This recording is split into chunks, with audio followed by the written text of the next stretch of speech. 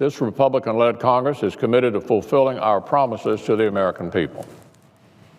That work continues now as we consider legislation to push back against the harmful regulations from the Obama administration.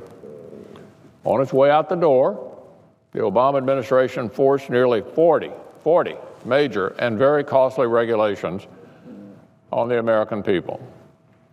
Fortunately, we now have the opportunity to work with a new president to begin bringing relief from those burdensome regulations. Last night, the House sent us 2 resolutions under the Congressional Review Act, one of the best tools at our disposal to undo these heavy-handed regulations. This afternoon, the Senate will have the opportunity to pass the first of these resolutions, a measure to overturn the stream buffer rule. The resolution before us now is identical to the one I introduced earlier this week, and it aims to put a stop to the former administration's blatant attack on coal miners. In my home state of Kentucky and others across the nation, the stream buffer rule will cause major damage to communities and threaten coal jobs.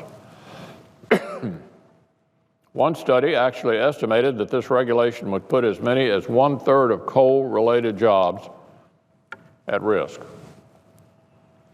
That's why the Kentucky Coal Association called it a regulation in search of a problem. They joined with the United Mine Workers of America and the Attorneys General of 14 states on both sides of the aisle, urging Congress to act. We should heed their call now and begin bringing relief to coal country. Today's vote on this resolution represents a good step in that direction.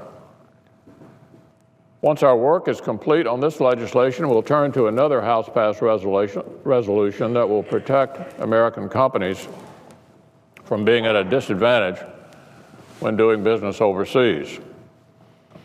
Although the Securities and Exchange Commission may have had good intentions, the resource extraction rule costs American public companies up to nearly $600 million annually and gives foreign-owned businesses in Russia and China an advantage over American workers.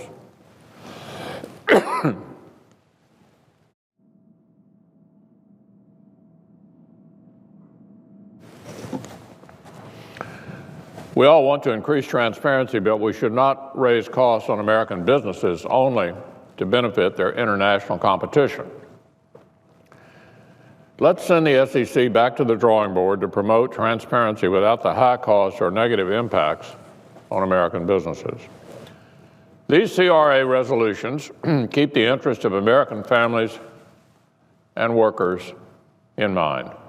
Today, we'll continue to chip away at the regulation legacy of the Obama years, with more CRA resolutions in the coming days as well. Let's pass these 2 resolutions without delay so we can send them to the President's desk and continue giving the power back to the people.